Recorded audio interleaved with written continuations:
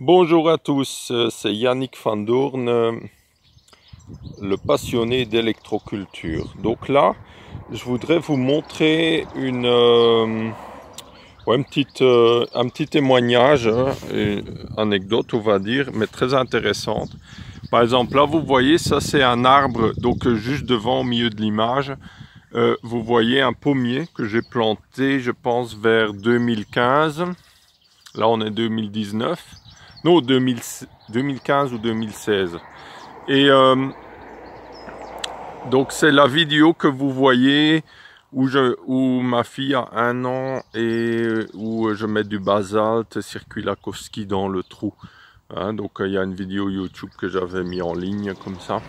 Et donc là, vous voyez, il pousse super bien. Hein, il faut savoir, ici je suis à 550 mètres d'altitude dans les Vosges alsaciennes. Ça pousse naturellement moins fort que dans la plaine, hein, ça c'est sûr, mais à cause du climat.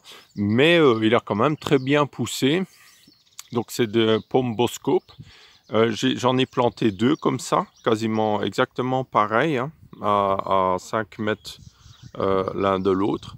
Et là, vous voyez, très bonne pousse, beaucoup de végétation. Il n'y avait pas beaucoup de fleurs sur celui-là, hein, quasiment pas de fleurs, mais l'année prochaine, je pense qu'il y aura plein de fleurs, mais on verra bien.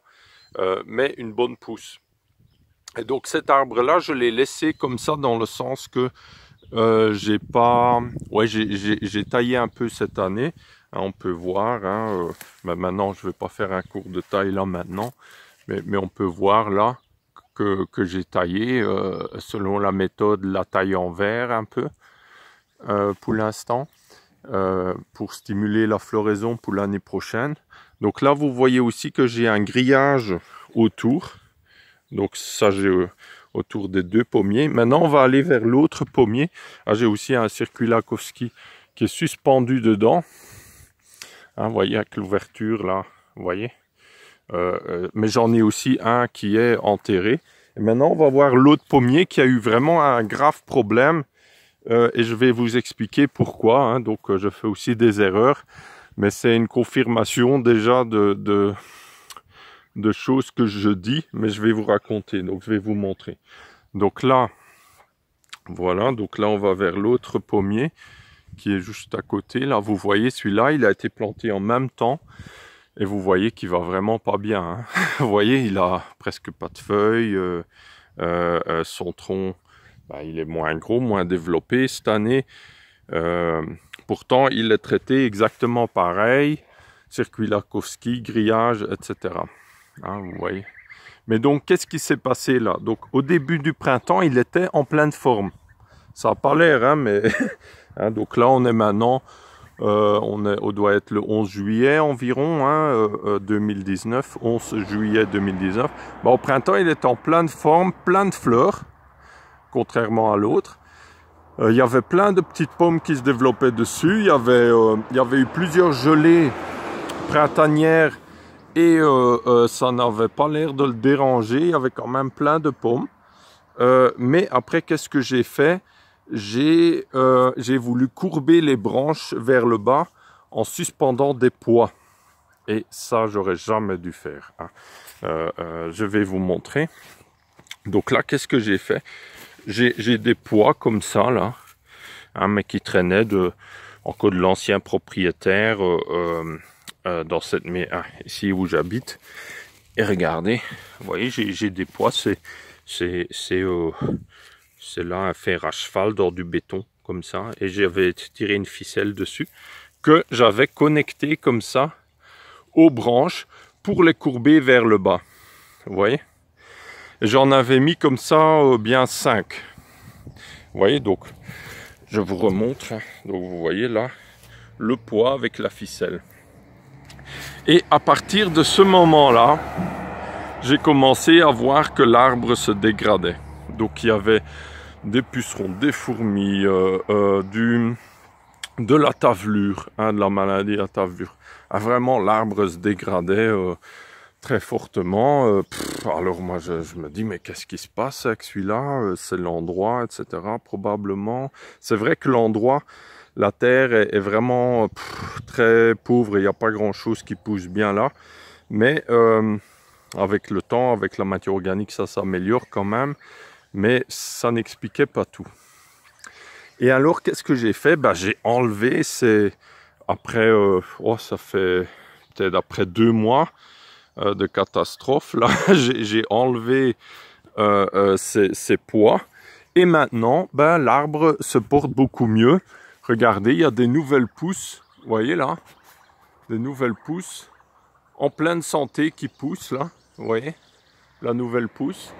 Les anciennes feuilles, on voit qu'il y a eu un gros coup de maladie, de pas bien, mais maintenant, ça ne se dégrade plus. Et vous voyez, une nouvelle pousse en pleine forme. Nouvelle pousse en pleine forme, là aussi, au milieu de l'image. Là aussi, au milieu de l'image, vous voyez, il y a partout des nouvelles pousses en pleine forme. Donc ça, c'est arrivé vraiment, par exemple là aussi, une nouvelle pousse là en pleine forme. Donc ça a commencé à repousser dès que j'ai enlevé les poids. Donc ça c'est important.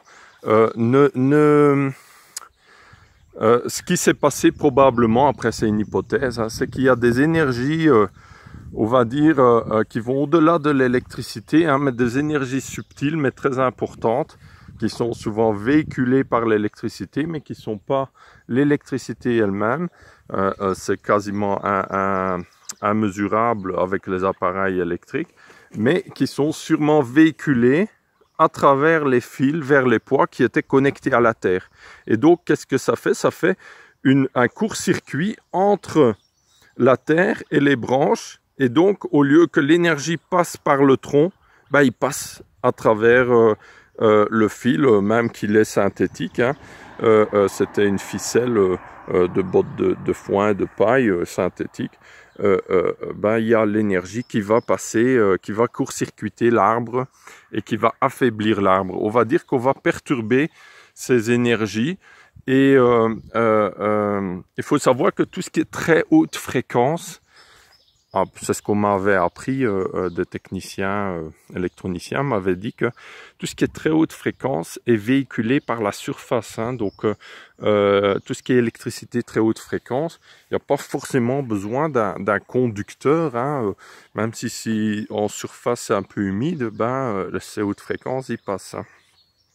Que des basses fréquences comme du 50 Hz, ça passe à travers le câble, mais des hautes fréquences, ça passe en surface du câble, par exemple. Donc, on peut imaginer que de très hautes fréquences, des énergies subtiles, très hautes fréquences peut-être, c'est une hypothèse, sont véhiculées par ces fils, et ça fait alors une sorte de court-circuit.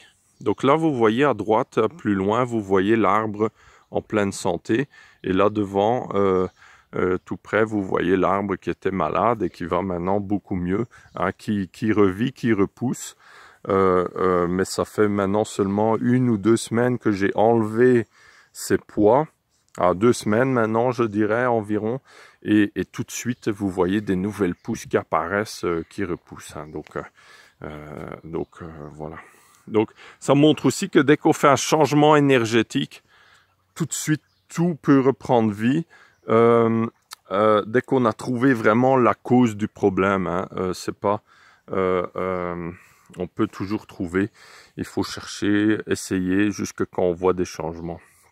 Voilà, merci à vous tous, et donc maintenant on sait tous, surtout ne pas faire l'erreur que j'ai faite là, parce que ça peut être mortel. Par exemple, aussi, tout ce qui est cordon à linge, parfois on va relier un arbre à une branche ou un poteau et un arbre avec un cordon pour suspendre son linge.